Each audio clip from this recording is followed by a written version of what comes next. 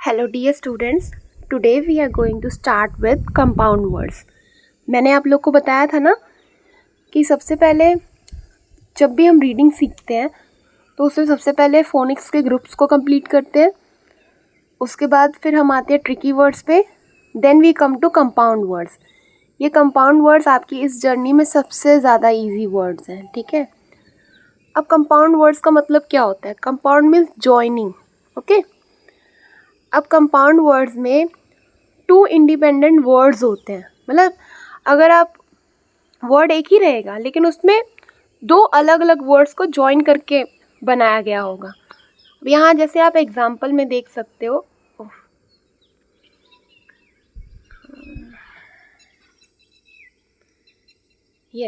अब जैसे आप यहाँ एग्जांपल में देख सकते हो, यहाँ क्या दिया हुआ है,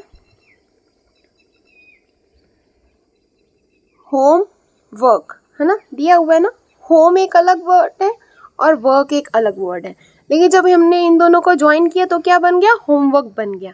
फिर टूथ अलग वर्ड है और ब्रश भी अलग वर्ड है, दोनों को हमने ज्वाइन किया तो बन गया हमारा टूथब्रश। यहाँ पे मैंने लिखा नहीं है, ठीक है। फिर एनी और थिंग, दोनों को ज्वाइन करेंगे तो यहाँ बन जाएगा एनीथिंग। वॉट एवर, दोनों को ज्वाइन किया बन गया वॉट एवर। एवरीवेयर, दोनों को ज्वाइन किया बन गया हमारा एवरीवेयर। टुडे, दोनों को ज्वाइन किया बन जाएगा हमारा today.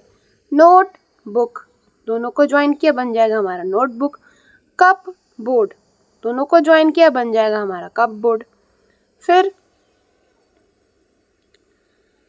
Pan cake, when we will join it will become pancake, okay. Then rainbow, if we will join it will become rainbow, okay.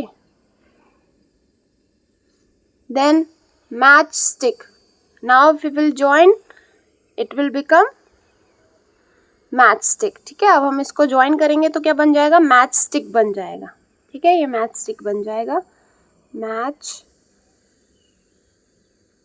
Stick, ठीक है। बस इतना ही करना है आपको ये कंपाउंड वर्ड्स में। अब कंपाउंड वर्ड ज़रूरी क्यों है ना student? When you will read the book, जब आप बुक रीड करोगे ना, उसमें ऐसे बहुत सारे वर्ड्स होंगे जो आपको लगेंगे अरे ये तो बहुत लॉन्ग वर्ड है, इसे मैं कैसे रीड करूं। लेकिन वो जो लॉन्ग वर्ड है आपके, वो तो स्मॉल वर्ड्स को ज्वाइन करने से बने हैं ना। जैसे यहाँ पे आपका एक ये वाला वर्ड लेते हैं एवरीवेयर, ठीक है, एवरीवेयर ले लेते हैं। अब जब ये दोनों साथ में लिखे रहते हैं तो बच्चों को लगता है कि अरे ये तो बहुत ही बड़ा वर्ड है, पता नहीं कौन सा खूंखार वर्ड है ये, मुझे तो समझ ही नहीं आ रहा। बट जब आप उसको ब्रेक करते हो, दो पार्ट्स में डिवाइड करते हो, तो आपको समझ में आ जाता है ना कि अरे ये तो एवरीवेयर है, ये एवरी है, ये वेयर है, एक साथ पड़ जाएगा तो एवरीवेयर हो जाएगा। उसी तरह से ये कप है और ये बोर्ड है, ठीक है। तो अलग अलग रहेगा तो समझ नहीं अलग अलग रहेगा तब तो आपको इजी रहेगा ना पढ़ने में, आप तो तुरंत पता लगा लोगे कि हाँ यार ये तो कप बोर्ड है। बट अगर एक साथ रहेगा फिर आप कंफ्यूज हो जाओगे, अरे इतना बड़ा वर्ड है कैसे ही रीड करूँ। तो आप जब उसको ब्रेक करोगे ना टू पार्ट्स में, तो आप आराम से रीड कर ले जाओगे। इसके बाद आपका सिलेबल का टॉपिक रहेगा। सिलेबल में हमें क्या करा, अब यहाँ आपको पहले से ब्रेक करके मिल रहा है ना यहाँ पे, लेकिन सिलेबल में क्या रहता है ना, सिलेबल में आपको खुद से ब्रेक करना पड़ता है। कोई लॉन्ग वर्ड होते हैं और उन्हें आपको खुद ब्रेक करना होगा, ठीक है। अब जैसे हम एक एग्जांपल से समझते हैं। अब जैसे मान लीजिए ये होमवर्क है, ठीक है, होमवर्क आपको दिया है, तो अब आपको सिलेबल में क्या करना पड़ेगा, होम को अलग करना पड़ेगा, वर्क को अलग करना पड़ेगा। वो मैं आपको कल के टॉपिक में बता दूंगी। And students, I will not be present on, मतलब 9 को और आई थिंक 11 या 12 और 18 को मैं क्विज़ नहीं सेंड कर पाऊँगी, ठीक है। तो जिस भी दिन मैं बिज़ी रहूँगी, मुझे वर्क रहेगा, अर्जेंट वर्क रहेगा, तो मैं आपको वो जो क्विज़ेस हैं वो मैं एडवांस में भेज दिया करूँगी, ठीक है। तो आप ये मत कहना कि मैम आज आपने भेजा नहीं, मैम आपने आज 2 क्विज़ भेज दिया, इसलिए मैं आपको इस वीडियो में ही बता दे रही हूँ, ठीक है। कभी कभी बहुत इंपॉर्टेंट वर्क आ जाता है ना, तो इसलिए मैं आपको जब भी मुझे इम्पॉर्टेंट वर्क रहेगा तो मैं उसके पहले ही आपको क्विज सेंड कर दिया करूँगी। मान लीजिए अगर किसी दिन मुझे 3 क्विज सेंड कर दिए मैंने, तो इसका मतलब कि उसके अगले 3 दिन मैं सेंड नहीं करूँगी, क्योंकि अगले 3 दिन मैं बिज़ी हूँ।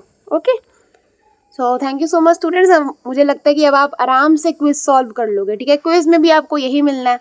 ओके, बट हाँ, मैं आपको मिक्स करके दूंगी, क्योंकि अब यहाँ पर क्या है, यहाँ पर तो आपको पहले से ब्रेक करके मिला है, वहाँ पे मैं आपको ब्रेक करके वर्ड्स भी दूंगी और ज्वाइन करके वर्ड्स भी दूंगी, जिसको आपको खुद से करेक्ट ब्रेक वर्ड्स पे क्लिक करके उसे सबमिट करना होगा। ओके, तो thank you so much students. I hope कि आपको समझ में आ गया होगा, और जितनी भी मेरी अभी की वीडियोस हैं वो बहुत हेल्पफुल है उनके लिए भी जिन्हें रीडिंग बिल्कुल नहीं आती है। कभी कभी हमारे बीच में ऐसे पेरेंट्स भी होते हैं जो मुझे कहते हैं कि मैम मुझे इंग्लिश पढ़नी नहीं आती, तो फिर मैं कैसे ही पढ़ाऊँ। तो अगर आप ये वीडियो मेरा देख रहे हो तो आप पहले से देखो, आपको सिर्फ A to Z आना चाहिए। अगर आपको A to Z पहचानना आता है, लिखना आता है, बोलना आता है, तो बहुत ईजी है रीड करना। ठीक है, बस अगर आपको A to Z पहचानना आता है, बोलना आता है, लिखना आता है, तो बस उतना ही ज़रूरी है। अगर आप सारे फोनिक्स के वीडियोस देख लो, जितने भी अभी तक मैंने रीडिंग पे वीडियोस बनाए वो सारे आप वीडियोस देख लोगे, आपको आराम से रीडिंग आ जाएगी। बच्चे के साथ साथ आप भी सीख सकते हो। ठीक है, so thank you so much. I hope कि मेरा ये एफर्ट आपके लिए काम आया होगा। We will meet tomorrow. Keep learning.